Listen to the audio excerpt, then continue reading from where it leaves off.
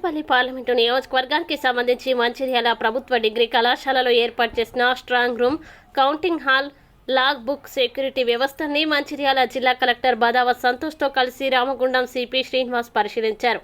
ఈ సందర్భంగా security, RO కార్యాలయ పరిసరాల తనిఖీ తదితర అంశాలపై సిపి అధికారులకి సూచనలు చేశారు. ఆర్ఓ ఆఫీస్ వద్ద పర్యవేక్షణ గార్డులకి భద్రత, లా అండ్ ఆర్డర్పై ఆదేశాలు జారీ చేశారు. ఎన్నికల ప్రక్రియ పకడ్బందీగా జరిగేలా పనిచేయాలని ఆదేశించారు. అనంతరం కలెక్టర్ మాట్లాడుతూ ఇప్పటికే ఎన్నికల నిర్వహణ ఏర్పాట్లు పూర్తయ్యాయని తెలిపారు.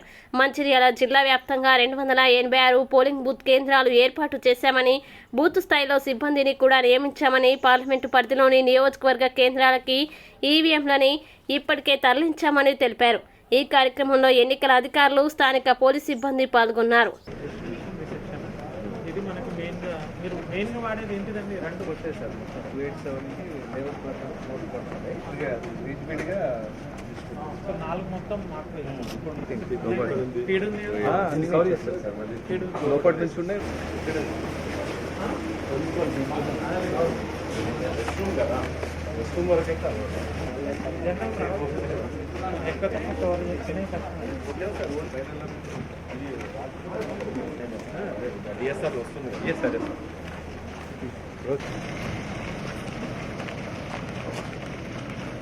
అది లాస్ట్ అక్కడ పెట్టాను. Last separate control. అందరికీ నమస్కారం. ఈరోజు పెద్దపల్లి పార్లమెంటరీ కాన్స్టిట్యుయెన్సీ సంబంధించి ఇక్కడ మంచిర్యాలలో ఈ యొక్క స్ట్రాంగ్ రూమ్స్, దాని తర్వాత కౌంటింగ్ సెంటర్సు, తర్వాత ఈ డిఆర్సీ సెంటర్స్ మొత్తము కలెక్టర్ గారు సంతోష్ గారితో పాటు మా డీసీపీ గారితో పాటు ఇక్కడికి రావడం జరిగింది. ఒక అరేంజ్మెంట్స్ ఎట్లా ఉన్నాయి, త్వరలోనే మాకు ఆల్రెడీ నామినేషన్ స్టార్ట్ అయిపోయాయి మీకు తెలుసు. తర్వాత 25th వరకు నామినేషన్ జరుగుతూ ఉన్నాయి.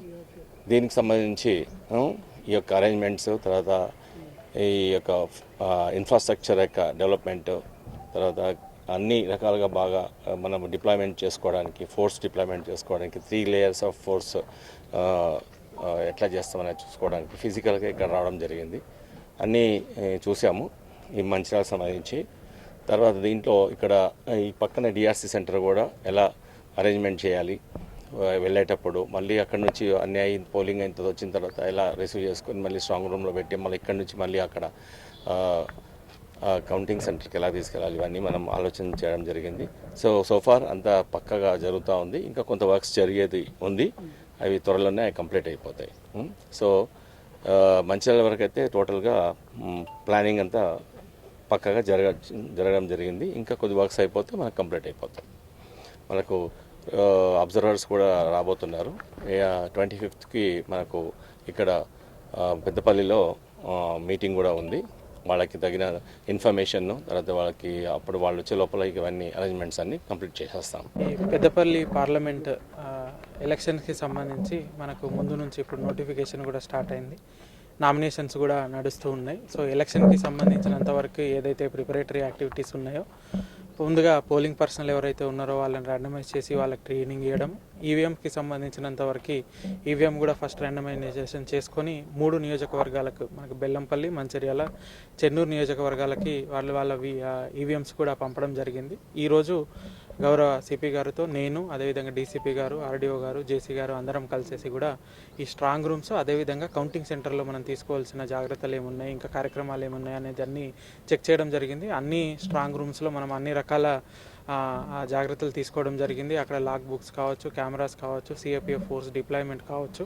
సో ఈ విధంగా అన్నీ చేసుకోవడం జరిగింది. అదే డిస్ట్రిబ్యూషన్ రిసెప్షన్ సెంటర్ కూడా ఇప్పుడు చెక్ చేయడం జరిగింది.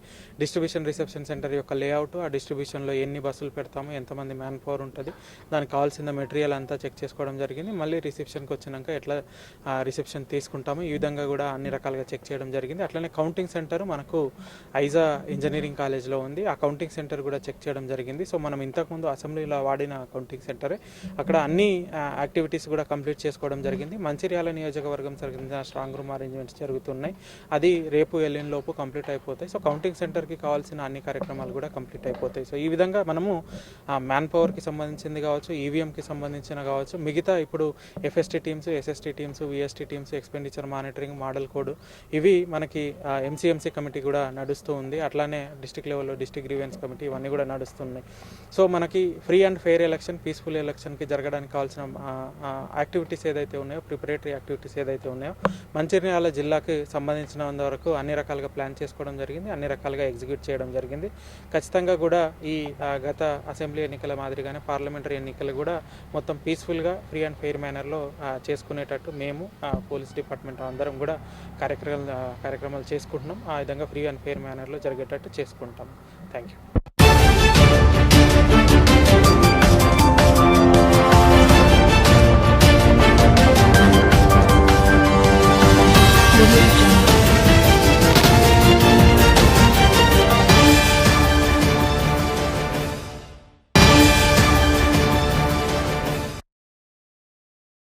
సింగరేణి కార్మికులు బీఆర్ఎస్ పార్టీ వెంటే ఉన్నారని పెద్దపల్లి పార్లమెంటు బీఆర్ఎస్ పార్టీ అభ్యర్థి కొప్పుల ఈశ్వర్ స్పష్టం చేశారు.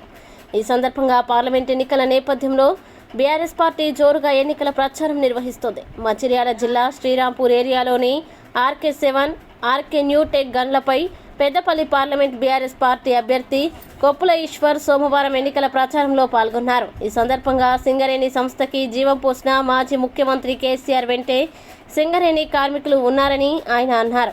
తెలంగాణ ఏర్పాటులో కీలక పాత్ర పోషించిన సింగరేణి కార్మికుల్ని కాపాడుకుంటూ రాష్ట్రాన్ని ఎంతో అభివృద్ధి చేశారని అన్నారు. సింగరేణి కార్మికుల హక్కుల్ని అమలు చేసి వారి అభివృద్ధి బాటలు వేశారని, కారుణ్య నియామకాలు, ఇంటి నిర్మాణం కోసం 10 లక్షల రుణం, ఇన్కమ్ ట్యాక్స్ రద్దు, కాంట్రాక్టు కార్మికుల ఎన్నో సమస్యల్ని పరిష్కరించిన ఘనత మాజీ ముఖ్యమంత్రి కేసీఆర్కి దక్కుతుందని అన్నారు. ఈ కార్మికులకి సంక్షేమ ఫలాలు అందించిన మాజీ ముఖ్యమంత్రి కేసీఆర్ వెంటే సింగరేణి బిడ్డలు ఉన్నారని తెలిపారు. ఈ పార్లమెంట్ ఎన్నికల్లో సింగరేణి కార్మికులు బీఆర్ఎస్ వైపు ఉన్నారని, తనని అధిక మెజార్టీతో గెలిపిస్తారని ధీమా వ్యక్తం చేశారు. ఈ కార్యక్రమంలో మాజీ ఎమ్మెల్యే దివాకర్ రావు, తెలంగాణ బొగ్గుగని కార్మిక సంఘం నేతలు, మిర్యాల రాజిరెడ్డి, నాయకులు, కార్యకర్తలు పాల్గొన్నారు.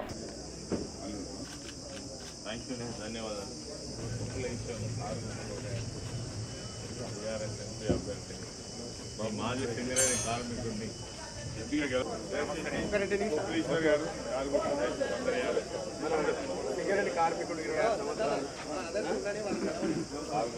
దయచేసి మీతో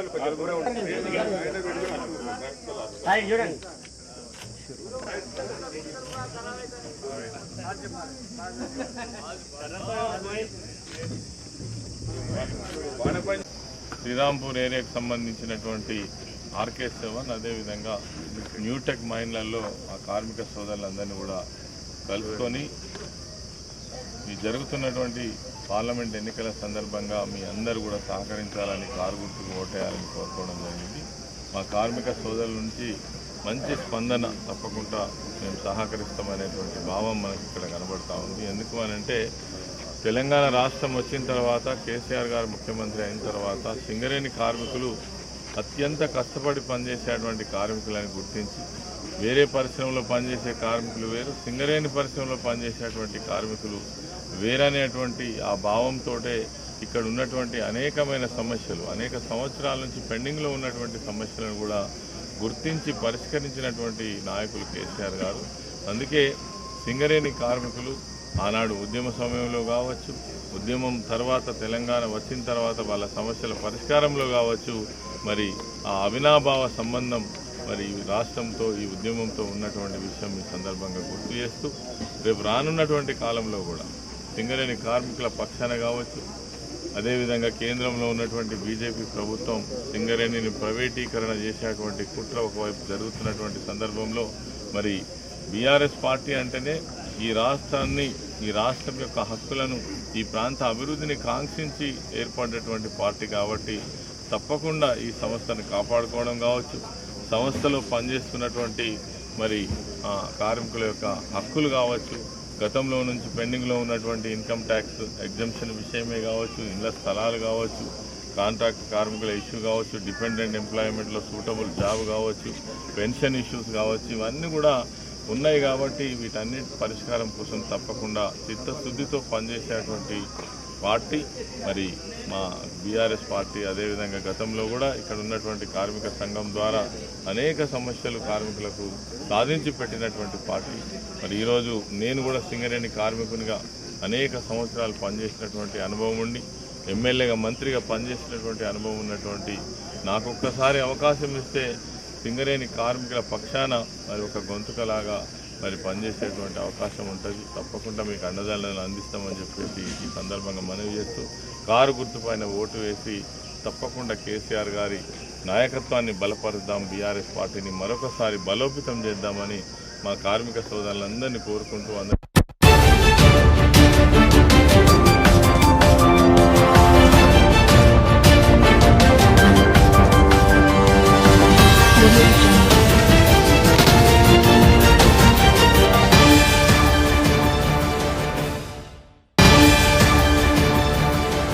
హాజీపూర్ మండలం పడతనపల్లి ఆర్&ఆర్ కాలనీలో నూతనంగా నిర్మించిన ఆలయంలో భక్తాంజనేయ స్వామి విగ్రహ ప్రతిష్ఠ వేడుకలు ఘనంగా ప్రారంభమయ్యాయి. ఈ సందర్భంగా వేద పండితులు గణపతి పూజ, పుణ్యాహవచనం, పంచగవ్య ప్రస్థాన, దీక్షాధరణ, ఋత్వికావరణము, యాగశాల ప్రవేశం, అంకురారోపణం, అఖండ దీపారాధన, మోగిని, వాసు, క్షేత్రపాలక నవగ్రహ సర్వతోభద్ర మండల ఆరాధన, అగ్ని ప్రతిష్ఠ గణపతి చేశారు. సాయంత్రం హనుమాన్ దేవతామూర్తుల విగ్రహాలను గ్రామ సమీపంలోని గోదావరి నదిలో శుద్ధి చేసి అక్కడి నుండి ఊరేగింపుగా ఆలయానికి తీసుకువచ్చారు. అనంతరం అవహిత దేవతారాధన, స్థాపిత హనుమాన్ జాలాదివాసం, మంగళహారతి చేశారు. ఈ సందర్భంగా ఆలయ కమిటీ నిర్వాహకులు అన్నదానం నిర్వహించారు. రెండో రోజు మంగళవారం అవహిత దేవత మాల మంత్ర హవనం, సామూహిక ఆంజనేయ హోమం, దేవత మహాస్నాపనము, 108 కలశ సుగంధ ద్రవ్య అభిషేకం, హారతి, ప్రసాద వితరణ, సాయంత్రం మాలమంత్ర హవనములు, ధాన్యవాసం, పుష్పఫల యశాది వాసములు, మంగళహారతి కార్యక్రమాలు చేయనున్నారు. మూడో రోజు అవహిత దేవతారాధన, ప్రతిష్ఠ, విగ్రహ ప్రతిష్ఠ, పూర్ణాహుతి అనంతరం భక్తులకు దర్శనం కల్పించనున్నారు. ఆలయ కమిటీ ఆధ్వర్యంలో 3 రోజుల పాటు అన్నదానం నిర్వహించనున్నట్లు నిర్వాహకులు వెల్లడించారు. 3 రోజుల పాటు సాగే కార్యక్రమానికి భక్తులు అధిక సంఖ్యలో పాల్గొనాలని కోరారు. జై శ్రీరామ్, జై హనుమాన్. పడతనపల్లి గ్రామ భక్త మహాశైలకు గ్రామ అభివృద్ధి గురించి, యోగక్షేమాలు అన్ని అందరి ఆయురారోగ్య ఐశ్వర్యాలతో ఉండాలని, గ్రామానికి రామాలయం, హనుమాన్ ఆలయం తప్పకుండా ఉండాలని దీక్షతోటి పడతనపల్లి గ్రామ ప్రజలందరూ కలిసి ఈ 3 రోజులు 22, 23, 24 తేదీలలో హనుమాన్ శివ పంచాయతన సహిత నవగ్రహ సహిత విగ్రహ ప్రతిష్టాపన మహోత్సవం జరుగుతున్నది. గ్రామ ప్రజలు అందరూ కలిసి మా వంశీ కృష్ణ ఆధ్వర్యంలో ఈ త్రయాణిక శిక్ష 3 రోజులు కార్యక్రమం జరుగుతున్నది. పవన సుత హనుమానకి. పడతనపల్లి గ్రామంలో ఈ రోజు నుంచి 3 రోజుల త్రయాణిక దీక్షలో భక్తాంజనేయ సహిత శివ పంచాయతన ధ్వజస్తంభ ఆదిత్య నవగ్రహ ప్రతిష్టాపన కార్యక్రమం నిర్వహించడం జరుగుతోంది. అందులో భాగంగా ఈరోజు గణపతి పూజ, పుణ్యాహవాచనం, యాగశాల మంటపం, మంటపారాధన, యాగశాల ప్రవేశం, అనంతరం అగ్ని ప్రతిష్టాపన కార్యక్రమం నిర్వహించడం జరిగింది. అనంతరం సాయంత్రం జలాదివాస కార్యక్రమం నిర్వహించడం జరుగుతోంది. గ్రామ ఊరేగింపు, అలాగే రేపు ఉదయం సామూహిక హనుమాన్ యజ్ఞాలు, సాయంత్రం కుంకుమార్చన కార్యక్రమాలు, ధాన్యాదివాస పుష్ప శయ్యాదివాస కార్యక్రమం నిర్వహించడం జరుగుతోంది. 24వ తారీఖు బుధవారం రోజున ఉదయం 10:35 ఈ యొక్క యంత్ర ప్రతిష్టాపన కార్యక్రమం నిర్వహించడం జరుగుతోంది. అనంతరం విగ్రహ ప్రతిష్టాపన, బలిహరణం, పూర్ణాహుతి, తీర్థప్రసాద విధానం ఉంటుంది. కాబట్టి 50 మంది భక్తులందరూ కూడా ఈ యొక్క కార్యక్రమంలో పాల్గొని ఆ యొక్క పరమేశ్వరుడు మరియు భక్తాంజనేయ స్వామి వారి యొక్క కృపకు పాత్రలు కావాల్సిందిగా కోరుతున్నాం. హర నమః పార్వతీపతయే. జై శ్రీరామ్. ఈరోజు పడతనపల్లి గ్రామంలో హనుమాన్ మందిరం కట్టడం జరిగింది. ఆ హనుమాన్ మందిరం కోసం 3 రోజులు వేద పండితులతోటి పూజలు జరుగుతున్నాయి. ఈరోజు 22 రోజు, 23, 24 రోజున ఉదయం 10:25 విగ్రహ ప్రతిష్ట వేద పండితుల చేత చేపడుతుంది. ఈ మా ఊరు గ్రామ ప్రజలందరూ కలిసి అందరూ ఏకమై చందాలు తయారు చేసి ఈ గుడి కట్టడం జరిగింది. మరి మా ఊరు ప్రజలకు, మా గ్రామ ప్రజలకు అందరికీ కృతజ్ఞత తెలుపుతూ అందరూ రావాల్సిందిగా కోరుచున్నాం.